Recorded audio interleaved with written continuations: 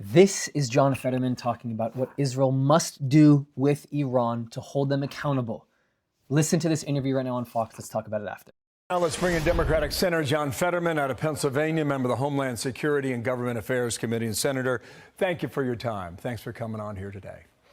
Oh, great to be here. Okay, you responded yes to the following question when Benjamin Netanyahu was asked yesterday on ABC about the Supreme Leader. Go ahead and roll this for me. I'm not going to get into the details, but we've targeted their top nuclear scientists. It's basically Hitler's nuclear team. Pretty much said go for it. And today in the Wall Street Journal, you've got this from Mark Penn and Andrew Stein. They write, Trump does Jews another mitzvah. His support for Israel against Iran builds on tough actions against campus anti-Semitism. There's a lot covered in there, but I read that this morning and I thought you could have had a byline on that piece, the way you have been so hawkish with Israel's position right now. You say show no mercy, and if you have to take the Supreme Leader out, do it. Explain your position now, sir. Yeah, 100%. Yeah, I think they should have targeted him. Absolutely, taken him out. I think the way Israel operates, they just take out the leadership, just like they did with Hezbollah, and they've already done that with the Iranian leadership. Just took them out, even laying in their beds, and they didn't take down the whole building. They actually targeted where they lay in bed, and now they eliminated the military ones and the nuclear ones. That's magnificent, and the precision which they've done that, and I don't know why they would have left the leader out. What comes after that if that reality were to take place, Senator?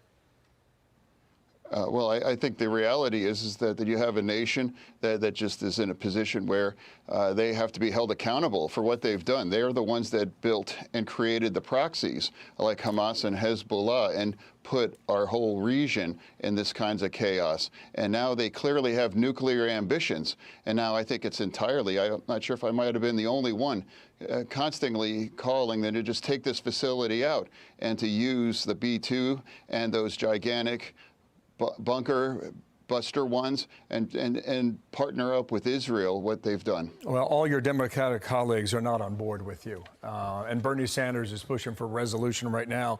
He writes this, he says, Netanyahu's reckless and illegal attacks violate international law and risk igniting a regional war.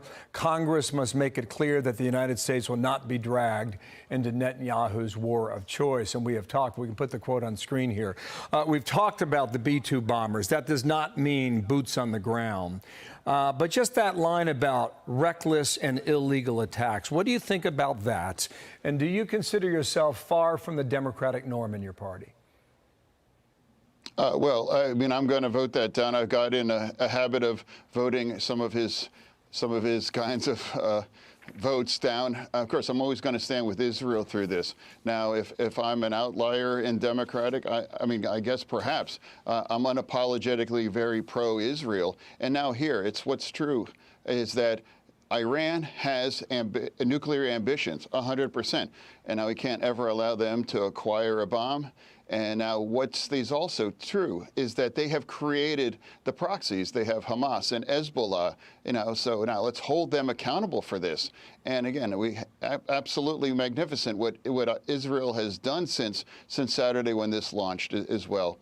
Done with such precision and lethality, and we want to support that. Now, I think we absolutely got to follow them into this and take out the nuclear facilities because it might not even a true path for real peace in the region. Now, because now taking out Iran at this point, that's necessary if you ever have a chance to have any real peace in the Middle East. When you consider how far the U.S. should be aligned militarily with Israel in this operation, the Israelis might be able to do it on their own. But if they can't, how far and how close should the U.S. go and be with them? Well, I think it's a great start with the 30,000-pound bunker busters. And I just keep dropping them until you can actually confirm what exactly happened to them. We have the tools, and Israel and the world has the need to finally take this out, and we can't ever have Iran acquire a nuclear weapon. And now what Israel has already done, it's demonstrated that Iran really lacks any kinds of real military capabilities. And now we absolutely have to finish it out and now figure out where this goes after this possibly there could be some unintended consequences.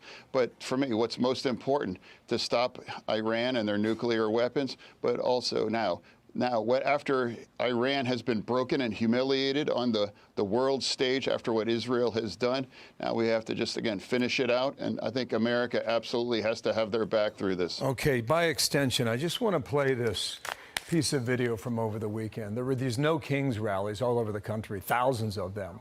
And this was at the event in Philadelphia when your name was mentioned. Watch here. Now, this is not a rally for one party. We've got Democrats here today. We've got Republicans and independents here today.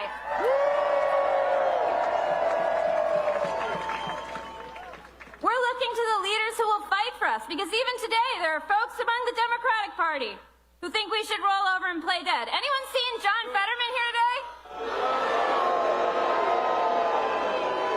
So, sir, on the same day on Saturday, you sent this out on X. You said the parade is comprised, the U.S. Army parade in Washington.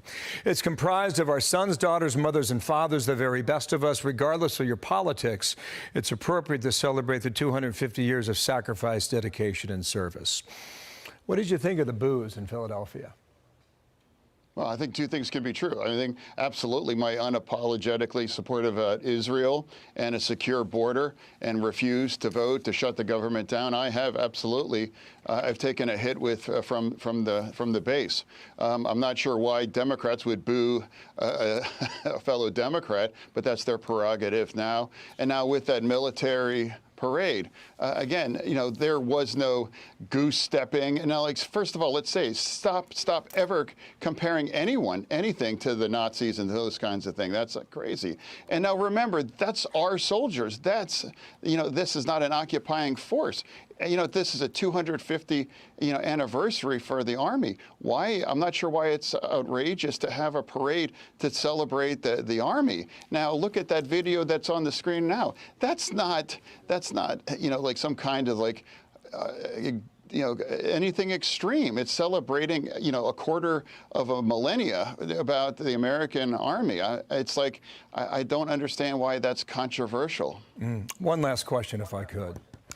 The president's trying to get ICE to step up deportations, and he specifically named blue-leaning Democratic cities, of which Philadelphia and Pittsburgh were not named, but maybe they could be. Would you support the deportation on behalf of ICE and illegals who live in cities that you represent? Well, let's talk about what I support. I absolutely support it, and I was the leading co-sponsor of the Lakin bill. So absolutely target the criminals, that are here illegally and deport them. I voted for that. I think that's what we should have. No one here should be here illegally if they have a criminal record or engaging in criminal behavior. Actually deport them, and now I think they've also realized don't target actually otherwise hardworking migrants, whether now working in agriculture or working at the hotel industry and there. Two things must be true. Absolutely round up all of the criminals and deport them, but not target otherwise law-following migrants that are a very critical part of our immigration. I mean, both those two must be true, and because I think the vast majorities, the Americans want that. Senator, thank you for your time. John Fetterman, Democrat from Pennsylvania. In the middle of a lot of topics these days. I hope and I don't think it really matters at this point whether you're right or left, Democrat, Republican, for the coalition, against the coalition. I don't care what part of the world you're from, North America, Europe, Asia, Africa. I don't care. What matters is if you represent truth, if you have been able to objectively look at the entire conflict, not just the past 19, 20 months, but if you know a thing or two, maybe past 70 plus, 80 plus, 90 plus, 100 plus years, if you want to really look at what has been happening between Arab revolts and Jewish people and Israel, the whole thing. If you just look at what good people do, you can see that there are more good people inside the state of Israel than there are inside of Hamas's army, inside of Hezbollah's army. You think Khamenei, you think the Ayatollah is a good dude?